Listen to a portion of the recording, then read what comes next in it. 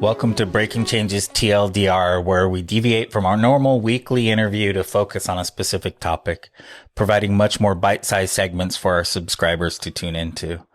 With Breaking Changes TLDR, we are looking to explore a diverse range of topics from across the world of APIs, but I'm really hoping to break things down in a way that make them much more accessible to a wider audience.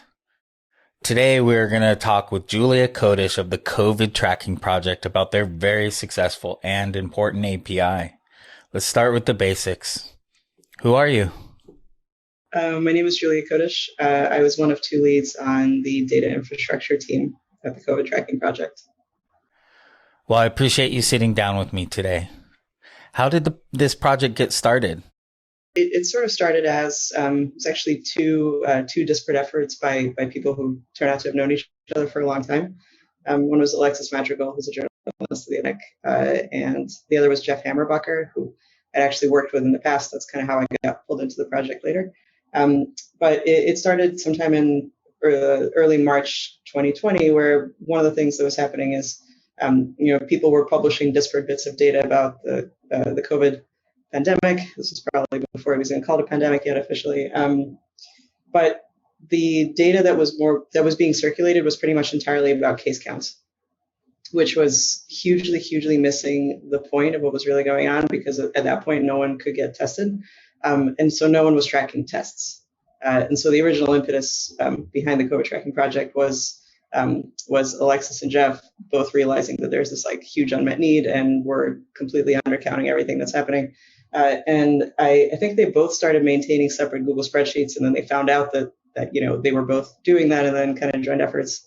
And then it sort of organically spun out from there. It just sort of drew a bunch of volunteers. I feel like especially in the early days of the pandemic, a lot of people and a lot of techies, were like, this is what I know how to do, but I'm totally helpless in everything that's happening. Like, what's the way to contribute?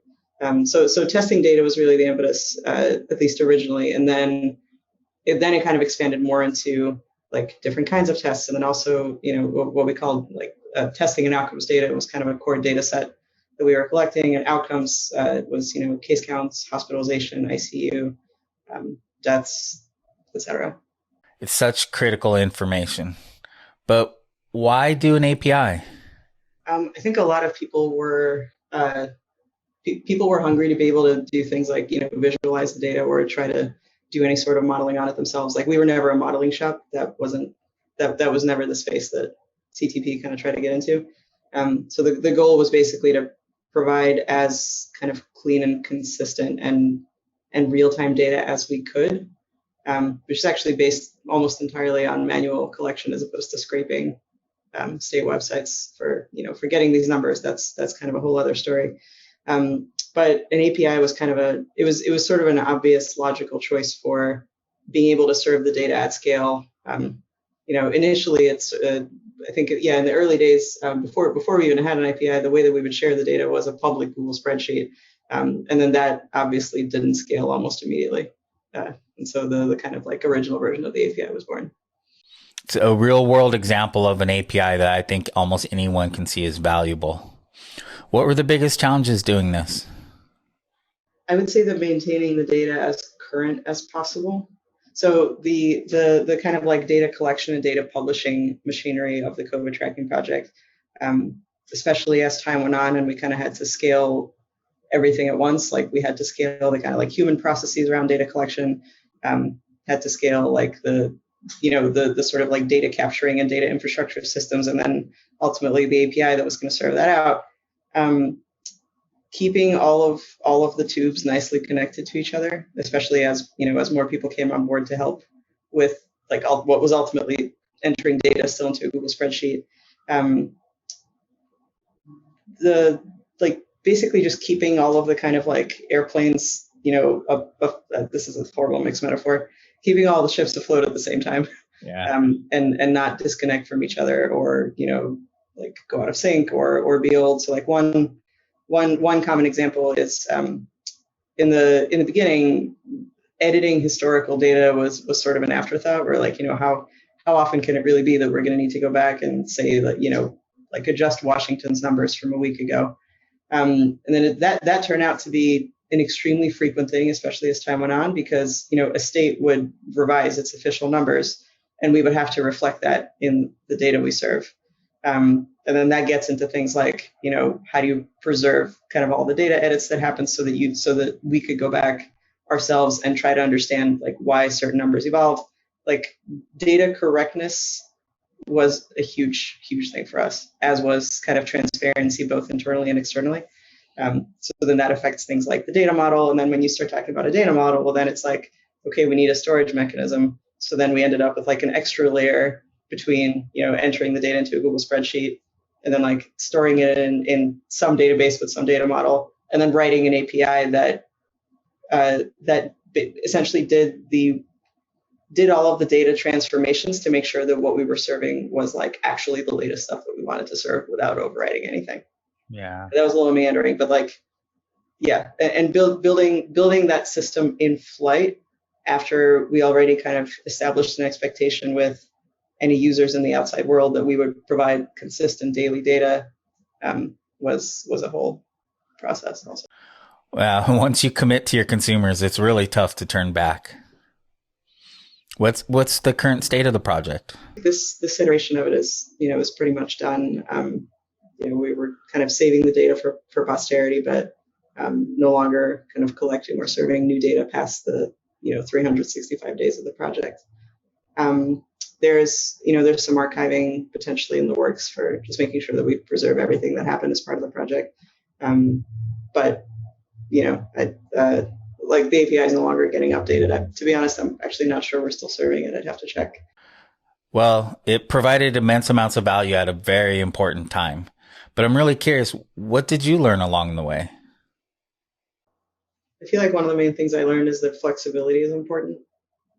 This is maybe less directly related to APIs, but more just in general, like, coming in from the tech sector, working on this kind of problem. I think it's really tempting to,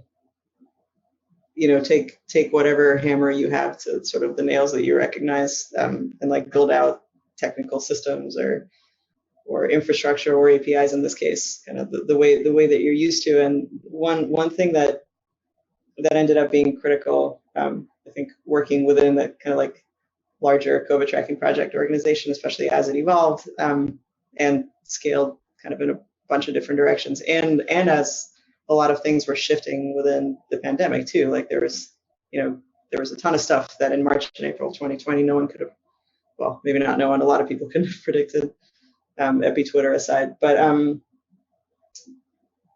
I feel like kind of like building flexible enough systems relatively quickly that hit the right trade-off between robustness and ease and speed of implementation was definitely a learning process. Yeah. For me, and I feel like that was just a cool challenge from kind of like a building things that are actually useful for people perspective. And I think APIs once, it was actually kind of an interesting one. So one of the we had an API kind of underwent an evolution also, and the first version of it, once we decided we needed something that wasn't a Google spreadsheet, was like we would serve a bunch of CSV and JSON files, and it was unstructured, right? So like there would be, like, for the most part, you can sort of split it into like data, which is just counts of various things that we're measuring, different kinds of tests, different kinds of outcomes, and then in this case, what I think of as metadata, which is like the state, the date, kind of however you represent that. But then over time, having that data be unstructured, especially as we added like antigen tests became a thing, right? Before, like there's this idea of like, here's a COVID test, and now we have to distinguish between the two different types of tests. So how do you represent that in an API? Do you just like bloat an unstructured CSV file, which kind of have no choice at that point because you can't remove fields. So sorry if this gets kind of too in the weeds. No. But eventually we actually introduced like a V2 of the API, which possibly came a little bit too late to have real uptake with people. but that was like structured data where, we had like a subcategory of tests and some category of outcomes and things like that. That was just JSON this time. Like CSV is wonderful for some things. And I think for kind of like quick and dirty, everything is happening really fast. We just need to be able to look at the data like it was great, but with the benefit of time and hindsight, like API design is a luxury that in the very beginning, I would say we didn't really have. And then later that became a lot easier and we kind of, tried to do our best around that. Well, you really managed to rise to the occasion and help provided a resource that we all needed to make sense of what was going on. It's an amazing project. There's so much to learn in there. And thank you, Julia, for sitting down with us. Thanks for joining us for this episode of Breaking Changes TLDR, where we take a quick look into a specific area of the API world. You can subscribe to Breaking Changes TLDR segments as well as the full Breaking Changes episodes on Amazon Music, Apple Podcasts, Spotify, and Google Podcasts. Or you can head over to postman.com/events/breaking-changes for more information.